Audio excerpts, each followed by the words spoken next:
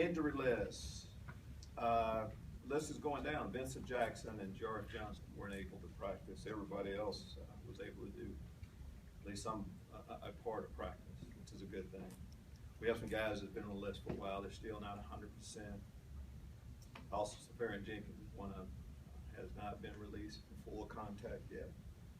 Ali Marpet, Evan Smith, Jack Smith were able to do a little bit. Realize what's at stake. We haven't won 2 games in a row, all that goes along with getting a win this weekend. Philly, just like us, searching for a win, need a win in the worst way. We are making progress, we're improving, all of that. Hakeem, I like practicing in Tampa this time of the year. Take your question. Yeah. Coach, the up-tempo nature, sometimes when Chip wants to go fast, how does that affect, or how do you prepare for that? Anything different this week? Well, yeah, you use more of an up-tempo approach to our practices. You simulate it as best you can, but you know, you have to get there. First time, I personally been a part of a group that's played them, so it'll be a little bit new, but we want to get set and get ready to go right away. If they have time to get set and get the playoff, we should have time to do the same things how we're looking at it. Coach, can you talk a little bit about your running game the last couple of weeks, and plus the fact that Ali's not been in there? How has that hurt you, and that defense has just decided that you're not going to run the football? I think as a defense you can do that. You can keep committing players to stopping the run, and you can slow it down. Got to give the defenses credit. In the last couple of weeks, they have committed to doing that. They've done a good job, especially Dallas last week. But for us, I mean, I can't, you know, defense is always trying to stop what we're doing, so we have to stay committed to it. And eventually, just not, you know, getting big gains every time. That wears you down a little bit too. So they have done a good job against us, but we'll keep fighting it out. Lovie, as you guys have searched for the right combination of the defensive secondary, Sterling Moore's been nickel, has been a corner, going back and forth. Was there something specific you've seen in him that's allowed him to click and play at such a high level as he has in the last 2 games? Sterling is starting off with intelligent football player. Knows how to keep himself in good position by playing nickel, by playing corner. Saying a little bit too, you need to have a little bit of knowledge to be able to do that. But then it's kind of how you're playing your position. We like him at the cornerback position, playing the ball. He has a good hand. But that's it. Whether it's man coverage, zone coverage, he's done a pretty good job with it, as has Jude. Talk a little more about Jude and how he's adjusted. He's come a long way since training camp. He's come a long way since, you're right, since the tryout to get to training camp. But, you know, as coaches, you pay attention. And sometimes you see some potential with young players, and they have to wait their turn. And if you keep showing up and doing good things, you eventually get your shot. That's what he's done, and put in 2 pretty good games. He's still a young, green player. Has a lot to learn, but he's coachable, and he has ability. Coach, with both of those guys, was there at some point during the year, as far as your practices go, that you said, okay, they're ready, or was it just their turn in the rotation when you were trying to figure out that combination? And do you look back and say, boy, maybe if we would have had Sterling in earlier in the year, things might be a little bit different, or was there one thing or something that triggered that? I very seldom look back and say, I wish I had done this. I mean, it's all part of the process to get to where you need to go. And for them, I can't say one point throughout. If you're in a backup role and you have someone ahead of you, that backup person probably doesn't get an opportunity unless you're just not totally satisfied with what's going on with the guys above. And that's kind of what happened a little bit. There's an opening there. And normally it just works itself out.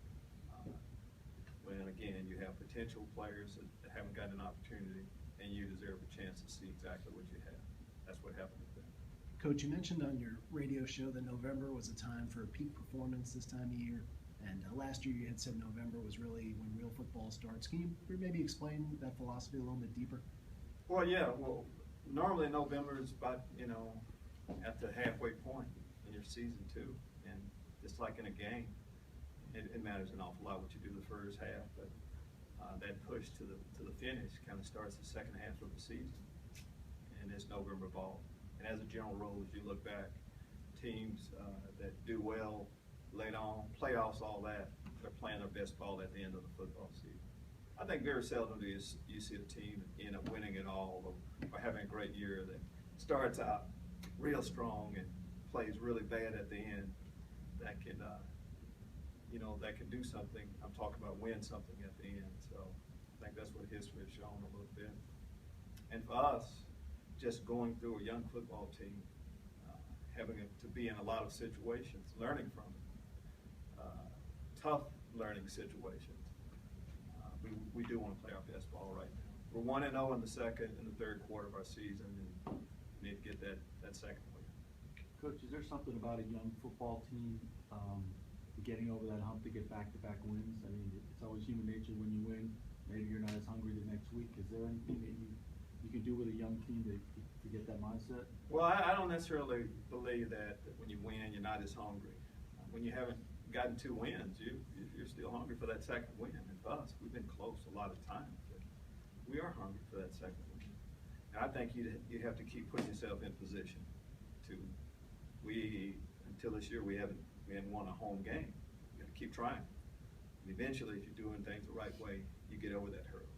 And that's how we're looking at it. We've been close before. We have another great opportunity. This is the best ball we played, so this should give us our best chance to win. That's the only way we're looking at it. Lovie, how deceptive is this Phillies 4-5 record, and maybe you feel that way about your own team? They've lost some tough games this year, last-minute games. Yes, I do feel that same way about our football team. I think most of the 4-5 teams are going to say that. Be close. You've done enough to see that you can be a good football team, but there are some things you're doing that's really kept you from taking that next step. They are like that. Chip says they're self-inflicted, a lot of self-inflicted. Chip or Lovie? Which one said that? Chip said it. I'm talking about. I'm saying the same thing. What else did Chip say? He said you had a heck of a defense. Hey, well, they have a heck of an offense. I mean, I think 4 and 5 teams are all pretty much saying the same thing. But 4 and 5 teams are in position to go one way or another, and that's what we want to be. We want to be that team that's doing this. There's signs. I've talked about we're a good football team with a bad record, all that, and now the good football teams that have had a bad record, here's your chance to be a good football team with a good record. That's what we're trying to do. Lovie, you kind of had your run of backup quarterbacks for whatever reason, it seems. So when you have to prepare, I know you're preparing for their offense, but any difference between, say, Sanchez and Sam? I was kind of looking, trying to think back on those backup quarterbacks. I can remember some of the backup quarterbacks. We played a lot of regular quarterbacks too. You're about to have 2 in a row, I think. Yeah, the 2. 3 in a row. I know the 2, but it doesn't change much that we're doing. So you have to prepare for the quarterback position. I don't think we played many offenses that if an offense has a certain philosophy and then they're going to change completely, then it's a big deal. But when they're running the same plays, I don't think they're going to be much different than Sanchez as opposed to Bradford. So that's what we're doing. We're practicing the same plays that they believe that they should win. Coach, guys like Dante Dye and Adam Humphries have really stepped up with some of the playmakers out. What do you like about their work ethic and their attitude to be able to not just catch the ball, but provide blocks, big blocks? Just their work ethic, and their attitude to do whatever they need to do to help the team win. Well, everything you said, I like everything about them. They both, undrafted players. I just kind of love undrafted players in general. They come in and earn everything that they've got. That's what they've done. In order for them to be in a prominent role have a prominent role right now in our offense, they come to work every day. They're smart. They practice hard. And then when they've had an opportunity to make a play, they've made plays. Both guys had big plays this last game we played. So there's no reason for us not to believe in them, which we do. They're rookies, right? Thank they're rookies. We're not treating them that way. Just always good to see guys that have fought their way through, have a chance to really contribute like both of those guys did. Coach, you've had more veteran clubs that have maybe not had the kind of bounce back that this team seems to. What does it say about your young group that you have right now? It says that I think, number one, we have great veteran leadership to keep the ship, steady, and for young players to see how they're handling it, and they don't know any different. Most of these guys you're talking about, young players, have been in winning programs, so they assume eventually they're going to keep doing things the right way. You're going to win, and so of course that's been our approach. Our team, our organization, it's about glass half full. So you hope that everywhere they're hearing something, it's about that we're trending this way, and things eventually will get right. Coach, we've talked a little bit about Gerald McCoy and maybe some of his struggles since the bye week. Didn't really show up big time on the stat sheet, but did you like what you saw from him when watching film, things that maybe fans and even us in the media can't see? And Gerald's position, a three technique position. Sometimes you're just not going to see 10 sacks, 2 sacks.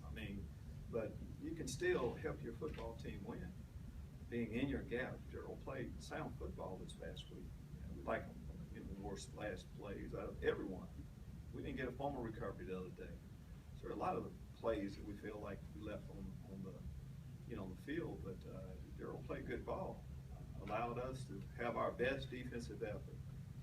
And you can't do that without your 3 technique being where he's supposed to be a majority of the time. Coach, as part of your weekly routine, is there any time that you carve out to just spend with Jameis Winston as a head coach and a young leader of the team? Yes, sir. Been that way since early on. I'll just say that. But at the same time, I spend time with James every day.